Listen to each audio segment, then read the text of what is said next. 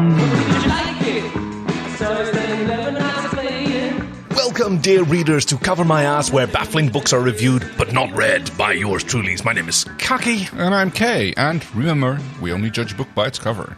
And if this is your first time joining us and you feel a little lost in the beginning, don't worry, that's how it goes for us as well, because I'm feeling particularly lost this time. After 84 weeks? Oh, 86 weeks. 88? 88 weeks? Yeah, oh, and I'm the one losing track of time here. Why are you feeling particularly lost? You've given up on your Stan escapades? Give up is kind of eventually, like, you've got to realize that in the arena of compliments, if not the court of public opinions, you've just lost. I've lost my bid for mayorship of the fake town that I built out of books for it's a reasons that we fake don't town need to now. get into. Well, okay, what makes a real town? I don't know. So buildings Don't we have those? made out of books. Yes. Like, none of them are, they don't have doors that print anything. Oh, yeah, well, you've got book covers of books closed, so that's fine. Oh, that And is besides, true. like, doorways are just overrated, like bead curtains. Okay, that's fair. So Librorium, which I made out of some bookshelves and books, actually wasn't all that especially bad, since I the guess. fact, like, we're already indoors. Although, on the other hand, it's going to make it harder to keep the enemy hordes out if you don't have any doors. And Yeah, but I think particulars of books never really did work, did it? No, nor did the moat. Well, yes, the moat, but keeping it filled. With clippings, no. That didn't work, no. The thing that makes a town is people. And it was a lot of buildings that I built because that's sort of what I'm like. But there was not a lot of people to hang out with. No, I guess not. And I noticed that the new mayor has decided to start like putting some of the books away again. Yes, I'm confused about that because my opponent in the bid for mayordom of this otherwise empty town was a set of 3 raccoons called Tri-Stan because they're all called Stan. Yes. Again, if you're lost, don't worry, so are we. And they won, but they don't seem to be particularly interested in making Librorium into a flourishing town, which I'm confused about. No, I think they're more like sticking to the original mission, which seems to be keeping things running smoothly in the library. They were just running against me in this election to prevent my shenanigans from getting out of... Yeah, yes. okay. Honestly, it's a fair cop. I might have to increase their pay a little bit. Up from? I'd have to check my records. You pay them in nuts, don't you? You cut their nuts the other day, you said. You cut their nut, and then you said, no, ration. Yeah, rations, you did yes. that thing where you go, that's another thing. Look, okay, so as clearly this is just a weird part of the library that I'm actually not that sad to leave behind me, but I'm back to wandering the vast expanse of the library of the imagination, almost. I've got my wandering knapsack over my shoulder. You're going out for another gander? Yeah, and it's going to be just me this time. No weird vehicles or anything. It's just me in the open road. The enclosed road, but... I do see, like, the gospel of Jack Kerouac gleaming on the horizon like a mirage, but that's where I'm heading. More writing than reading, but yeah. It's all about the journey, man. Yeah, Zen and the art of motorcycle maintenance, except there won't be any motorcycles here. And no, because I demolished the 3x3. Yes. Look, I'm just letting go of the past and just being, man. I suggest heading off in the direction of Victorian Gothic poetry. That's probably a good direction to start in. I'm not saying you should go to Victorian Gothic poetry. I'm just saying in the direction that way over there in the third sub. Yeah, down that path, ennui is welcome. Oh, well, yes, it is. So I guess what I kind of really needed for this week from our book was a sort of exciting, thrilling pick-me-up to get me out of my doldrums and remind me why we do this show week after week. We do that because we love reviewing fantastic books. That's right. This week's book by Michael Angel, Centaur of the Crime. Yes, and this one was recommended to us. By the way, thank you to friend of the library, Saint, a long-time supporter, who recommended this week's book, Centaur of the Crime by Michael Angel. And thanks to Saint for suggesting this week's book. And did you know that he runs a Starfinder podcast? Oh, I did not. No. Yeah, it's called Cosmopunks. It's at cosmopunk.net. It's a live play thing in the Starfinder system. So they're out on a spaceship called the Leica 7. And they all play characters on the ship, but they all take turns being the GM. Oh, yeah. That's always a good way to run it in a group like that. And it's a lot of fun. Like, you've got a big sort of dinosaur mechanic, and you've got a little otter captain. And onto the standard species in Starfinder, then? Yeah. Oh, no, actually, the captain is an android kobold Instagram starlet who is just a delight. They are fantastic. Fun. Yeah. I've been binging that as I've been wandering the infinite stacks and aisles of the Library of the Imagination. Yes. And it's been wonderful. It sounds like a great listen. So we have the Centaur of the crime, and we see I like how you say Centaur. Centaur, yeah. Say Centaur, dinosaur. Dinosaur. There you go. And he's like rearing up like a proper stallion. Because there's a big old... grasping a ball of lightning or whatever it is. We've got some fancy neon signs in the background. It's like Akira-ish or whatever you want to... Yeah, in front of all the skyscrapers and high-rises and steam. It's very like modern noir. Very cyberpunkish without the gloomy skies. So yeah, that's one of our protagonists. That's Professor Inspector C. Clopperty. Yes. The imaginatively named Centaur from another realm operating in this one to contribute to a crime-fighting organization alongside, he is the partner of action detective Cascadia Loveboobs. Ooh. She's a hard-boiled detective who can occasionally use her sexuality to get what she wants, and she, plays it fast and loose with the book, but she always gets results. That's a good way to go, as long as you can keep it up and you don't get investigated about your internal affairs. Then Internal affairs, you said. Yes, that's the other department that they have. Yeah, that's one of the departments that they have. Spoilers. There's a lot of different organizations and departments in this world where, there's been like a reality incursion on Earth, and other dimensions, other worlds have been opened up, and of course, like the long arm of the law has to reach a little bit longer to get to other places and make sure that they can deal with criminals and other entrepreneuring personalities from different realities. Generous. Well, I got to start somewhere. Yeah, because one person's crime is another person's legitimate business, I suppose. Yeah, and it also depends on local laws, and one thing might be illegal here and one else in another dimension, and vice versa. So there's quite a lot of that going on. But yes, Professor Clopperty and... Professor Inspector Clopperty. Sorry, Professor Inspector Clopperty. Yes, that's right. And he insists on his full title. And Action Detective Loveboobs. That's right. They work for the Statutory Hyperdimensional Advanced Response Team. That's right, the Statutory Hyperdimensional Advanced Response Team. Yes. Also known as the SHAR team, where they have their own sort of lab tech and coroner who doesn't ever seem to do work for any other departments, just for this team of 5 people. If you're elbow deep in autopsies, there's not that much you can do. Speaking of the autopsies, we're soon introduced to their coroner/necromancer, Dr. Hrmorchror, who Where's he from? Seemed kind of sinister. It was hard to say. He is a giant swirling cloud of malevolence, is I believe the literal description that he's given. And he sort of moves over corpses and intones a wisdom that he has somehow gleaned from them, and then the corpses are gone. Yeah, I'm not quite sure how that stands up in a court of law, or if someone wants like a second opinion or something. Yeah. It seems like a weird way to go about evidence.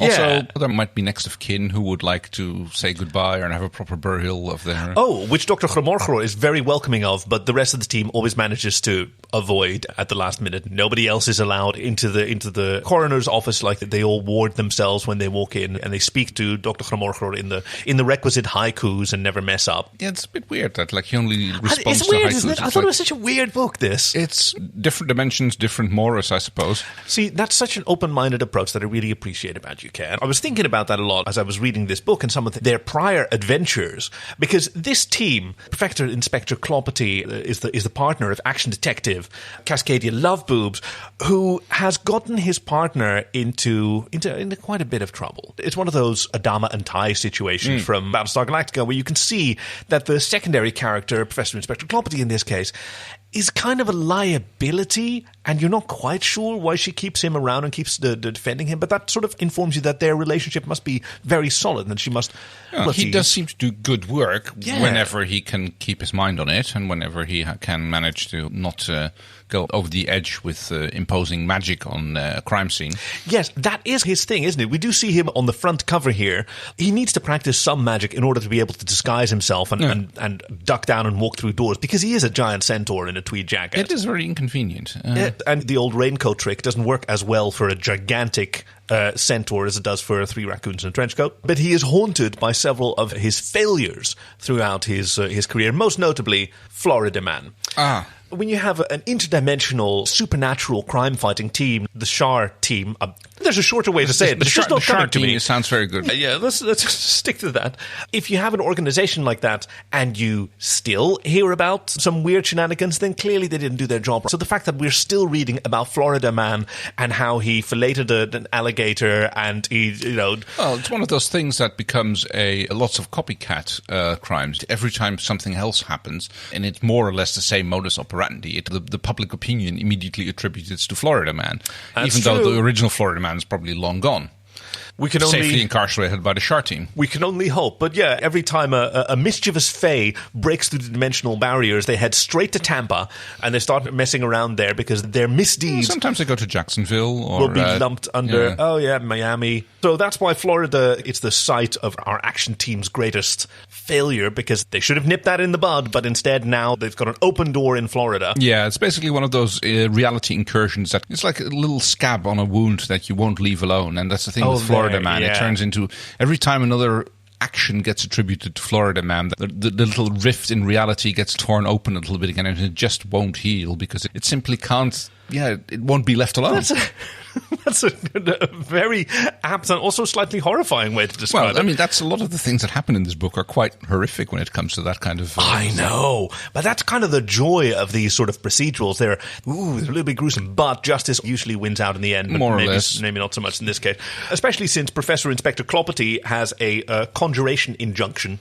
I mean, he overindulges in magic, and he's not terribly good at it, or the results are spectacular, but his judgment is in question, which is also why he has a portal court order, which means that he can't be within 60 feet of a ley line. It's going to be very hard as a police officer if you have got restraining orders against that kind of thing. Yep. Also, he might have a conjuration injunction, but he doesn't have an abjuration ban. I see that you're on the side of Professor Clopperty. Yes. Yeah, that's what he insists. And invocation is also not conjuration. Exactly. Yeah, so he's operating within the letter of the law, which is the best kind of... Well, I mean, especially as a police officer, there seems to be no other way to do it. So because they are interdimensional police officers, they are summoned to the scene of a heinous crime. I wouldn't call it a heinous crime, but they get called out to a ordinary break-in.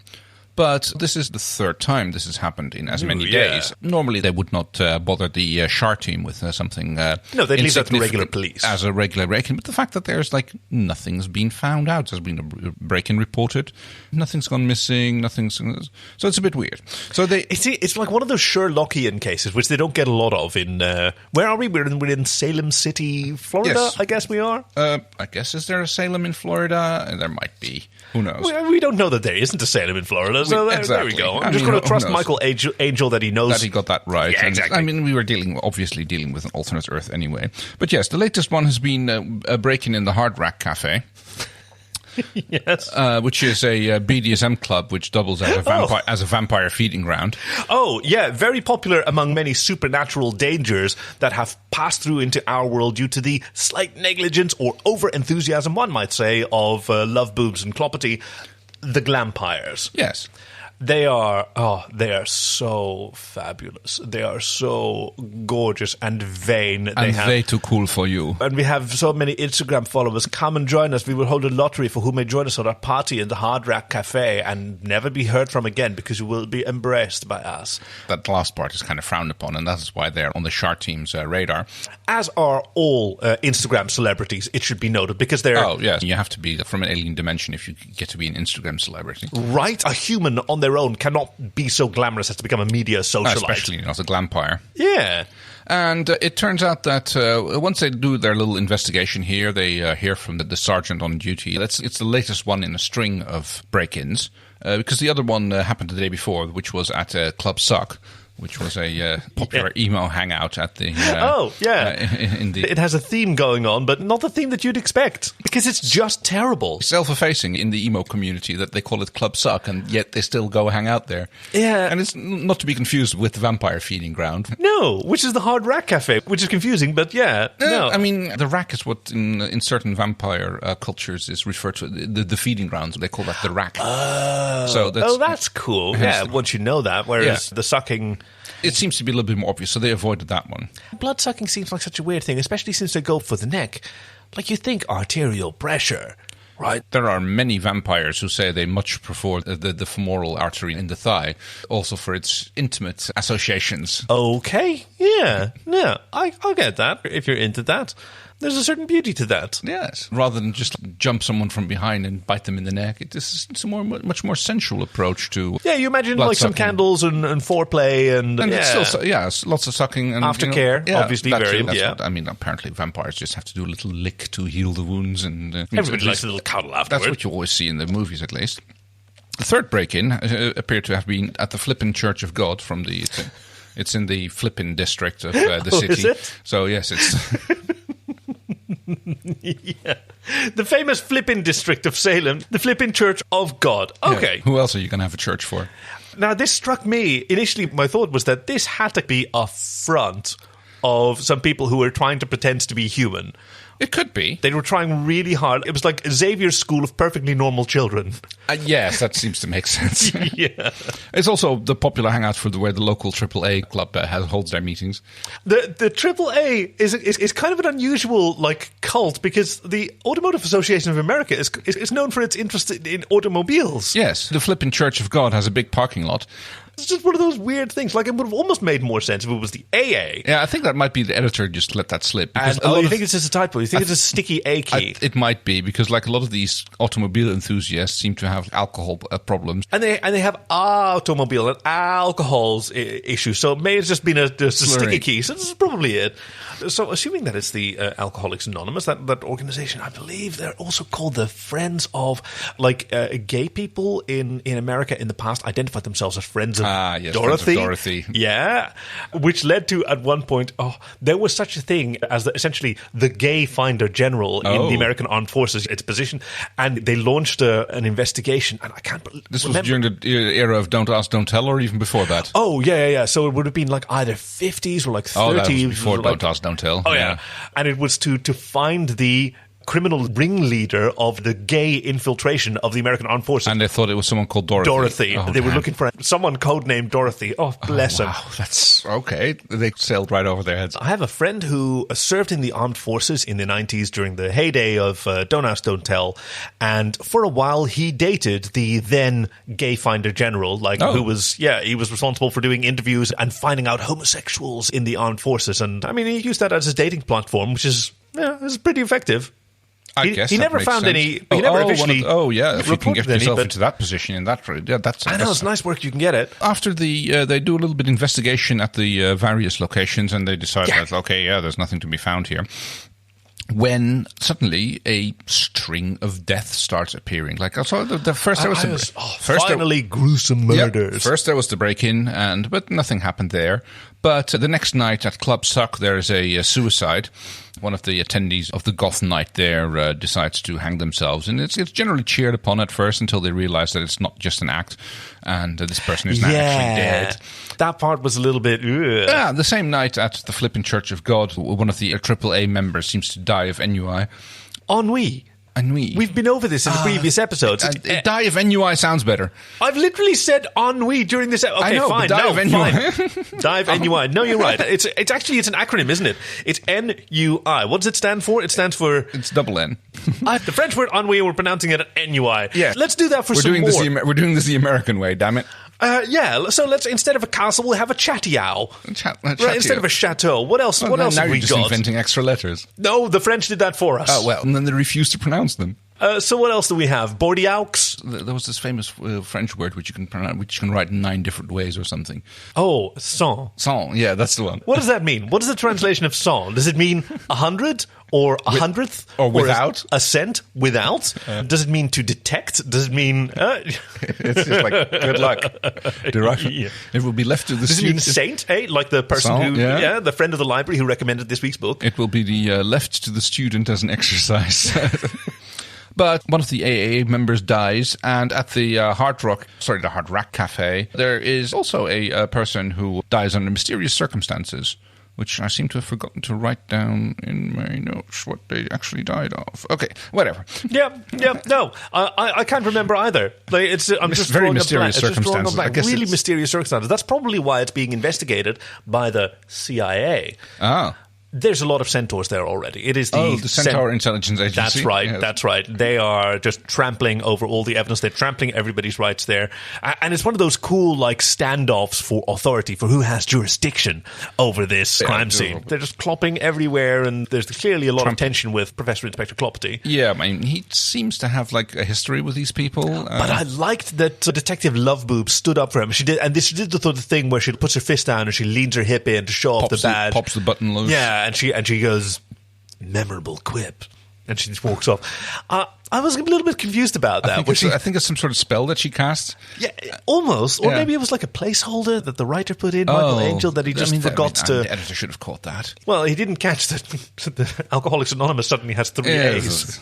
What's an extra A among friends? Yeah, oh God. The investigation at the Flippin' Church of God is also problematic because that seems like natural cause. It seems like a disease. And so it's being investigated by the CDC. But that's also the Centaurs for Disease Control and Prevention. So it is, any evidence. Where are all these Centaurs here on Earth and not on their own planet? I have no idea. That's my main issue with Michael Angel. I guess he has a thing for Centaurs. And I get that you write a book that has like one Centaur detective who's also a professor. Like, cool. But why does everyone a fucking Centaur? Maybe there's an excess of Centaurs in a different reality? I guess so. But they don't seem to be very good at preventing or diagnosing diseases. Or policing crimes. Maybe the Shar team only have one Centaur in it, so they haven't been taken over by the general inefficiency of the... only the specific inefficiency that they're cursed with. To deal with now, not a whole herd of them. So they jeer Professor Clopperty out, and Detective Loveboobs does the same thing. She does the hip cock, sort of sweeps her coat aside to show off her badge and her gun, and she says, signature catchphrase, and walks out. Yeah, it seemed so cool while I was reading it, but now I'm repeating it. It just seems like something's missing. But then off they go to solve this crime. With the scant evidence that they can get, they've managed to get the so-called suicide from Club Suck and some of the evidence to their lab tech, a sort of goth pixie named Stevia, who is... a little bit saccharine sweet? Yeah, but she's also like, she's got fangs and she's got sort of the little demon wings, but she's a pure delight. Little bubbly lab tech is always fun character in the various police procedures. You have to have one. Yes. Procedurals, that's the one. So she goes and investigates, and meanwhile they take the corpse to Dr. Hromorchror, and they do all the special hokey cokey over the symbols and they wear these protective runes, which leads them to a very actually plausible, easy hint. Yeah, a little bit of snooping around. Do you remember the clue that he gives them, the Hromorchror, as he intones in a perfect haiku? Oh, come on! It was so cool. It was so cool because he gave them this clue. Why didn't you write it down in the form of a haiku? Oh, but you know how I am with my notes. I'm not very good. So obviously, we know. Ultimately, they wind up. Where do they wind up again? Just some little back alley bar, I believe. That's right. Because in a little back alley bar, hot as the summer. A criminal lies still, and which is exactly what they found, which is so remarkable. Which they expect him to find him unconscious, which he actually wasn't. So that's interesting. But yes, turns out a man by the name of Patsy Walker he confesses very rapidly, which is weird. Yeah. I was suspicious. Professor Clopperty was very enthusiastic about that. Case closed. He confesses, as it turns out later, to the break-ins. And he is very eager to tell Miss Loveboobs, or Detective Loveboobs, I should say, and Professor Inspector Clopperty, that he was hired to break in there and put some arcane sigils and other paraphernalia hidden in the rafters and of stuff like that. Yeah, and sort of soften up the membranes of reality here. Yes. Yeah. And in return for immunity from the break-ins, which is very minor crime. I mean, nothing was stolen, there was almost no damage, it was just a little thing. He is very willing to give up the person who hired him, a lady by the name of Draculora Douleur. Now that was a sinister name. Yes. Although, if we say this in the correct French fashion, it would be Draculaura Douleur. Yes. The French are weird. Hey, that's a mean thing to say about our French readers at home. Well, we have so many. I mean, so few in total, but so many of them are French. Because I'm sure they agree that French pronunciation is peculiar, to say the least. Okay, so he gives up Draculora Douleur, which starts a search for this criminal. Lots of trips to the Heart Rack Cafe, because that seems to be the place that she would be most likely to hang out. Yep, a lot more corpses for Dr. Chromorchorn, and a lot more haikus that we're kind of pressed for time, so we can't repeat all the great haikus that he said. I think that's a shame, and maybe we should we'll do one more haiku later on, yeah. All right. So a manhunt for Draculora starts off in the city, and Professor Inspector Clopety, insisting upon that name. It's also, he insists on C Clopety, but we never learn what the C stands for. I have my suspicions. Centaur. Curtis? Oh. Or maybe Clippety. Oh, yes. That would be so... I think it would just be Centaur, because everything is called the Centaur Intelligence Agency and the Centaur for Disease Control. Yes. Yes, which is where Patsy Walker is remanded, because, yes, he did request immunity for his crimes, and where do you go for immunity? The CDC. The hunt for Draculora ensures mostly police chases, like combing through scenes, trying to find out where it happened. I thought that Michael Angel did a great job of conveying through fiction the sort of excitement of a montage. So lots of these clips of love boobs and Clopety, like a paragraph here, a paragraph there about pouring through files and interviewing witnesses and other people. Yeah, combing the neighborhood. Now, all of this is incredibly inconvenient because when there's a Centaur involved, all elevators are single occupancy suddenly. Yes. So there's certain logistical problems that they're just having to deal with. And, of course, problems start to arise at the CDC because people at the CDC start coming down with problems and illnesses and little things. And at that point in time, Detective Derelict shows up. Detective Derek Derelict? Probably, yes. Who is from their counterpart agency to the Shar team. Yeah. He's from the other dimensions. Can't wait for this. He's from the quantum extra-dimensional escalation force. Who is basically the Shar team from a different dimension. Yeah. It's just the Qui force. The Qui force, That's right. God, what a good book. Yes. What a good book. I'm such a fan of Michael Angel, and I'm so glad that Saint recommended this fucking book to us. Oh, God, there goes the big red E. We had avoided that, didn't we? At which point, they discovered that Draculora is not actually the person that they are after. It's another red herring, isn't it? It is another red herring, and as they hunt Draculora down and finally, I won't say beat the truth out of her, but get the right information, they find out that the person involved was actually Patsy himself. Yes. Who was basically he turned himself in. It's that sort of double fake out. It is that thing. Like having yourself eliminated by being just too suspicious, too early on. Get immunity, cooperate with the police, and implicate someone else. That's right. And try to fade out. Unfortunately, the problem is that the man's a emovore, which means that he's kind of slowly sucking the life out of the CDC.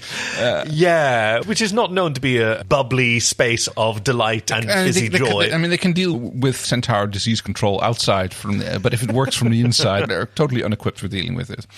And Action Detective Love Boobs and Professor Inspector Clopety, they arrive at the scene of the Centaurs for Disease Control, where they find just lots and lots of dead horses. Everyone has been drained of all their motivation. Yeah. And they rush to the CIA where the same scene is taking place. She kicks in the door with another memorable catchphrase. And she turns to Professor Clopety and she tells him that sometimes the only way to uphold the law is to break it. You can almost hear Judge Dredd. Yeah.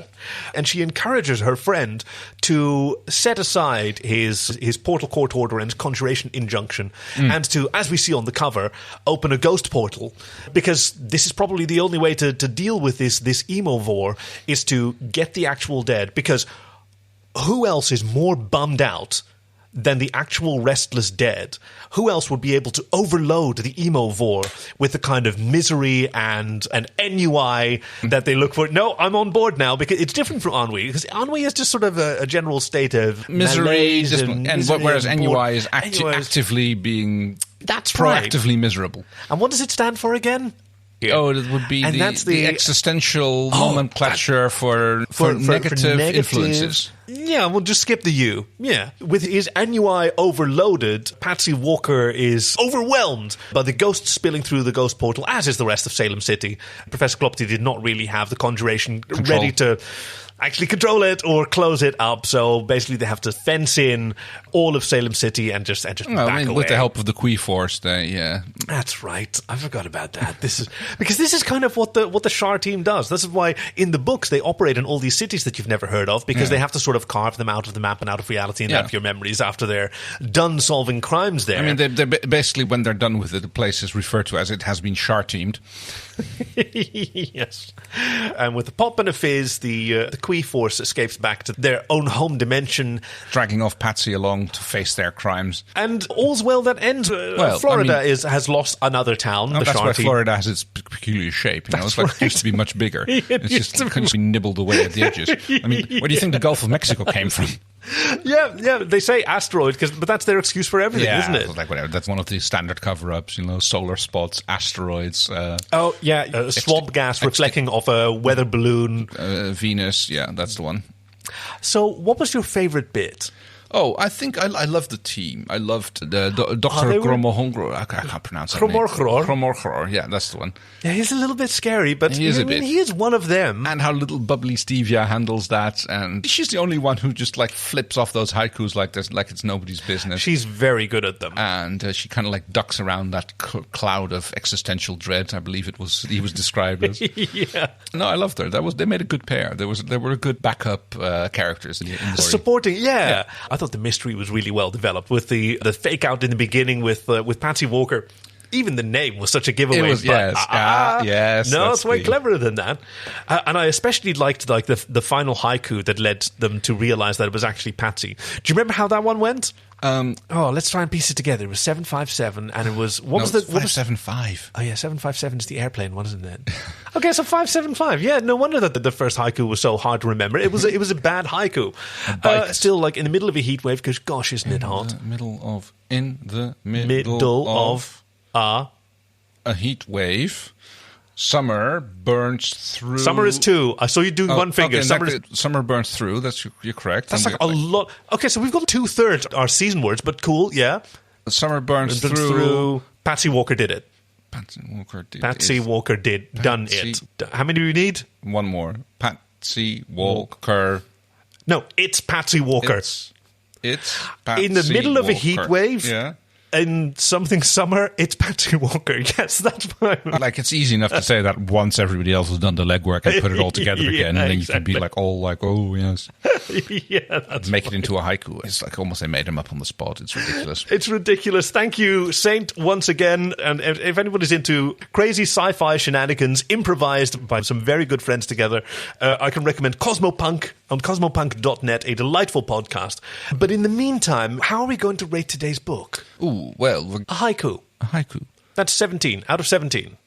I'll give How many syllables out of 12 out of 17. I'll give it the first 2 lines of a haiku. And 2 out of 3 ain't bad. And speaking of reviews, if you look down at your podcasting device, you should be seeing an opportunity to leave some stars for yours truly. We'd love to hear from you if you have an idea for a cover that we should review but not read. You can send that to us on covermyasscast@gmail.com, and we're also at covermyasscast on Twitter. Almost got it there. So what do we have in store for our readers next week? Next week's book is by Robert Rankin, Sex and Drugs and Sausage Rolls. The holy trifecta. That about covers it. Thank you for joining us at Cover My Ass, where baffling books are reviewed but not read by yours truly. My name is Kaki. And I'm Kay, and remember, we only judge a book by its cover. Memorable catchphrase. Oh, yes. Witty quip. What was your favourite one of those? Harsh put down. Oh yeah, the harsh put down was great. I did like it when Clopsy tried to get in on it, and he was like, fuck me sideways. Yes. How do you fuck a centaur sideways? How do you fuck anybody sideways? Yeah, but especially a centaur, though.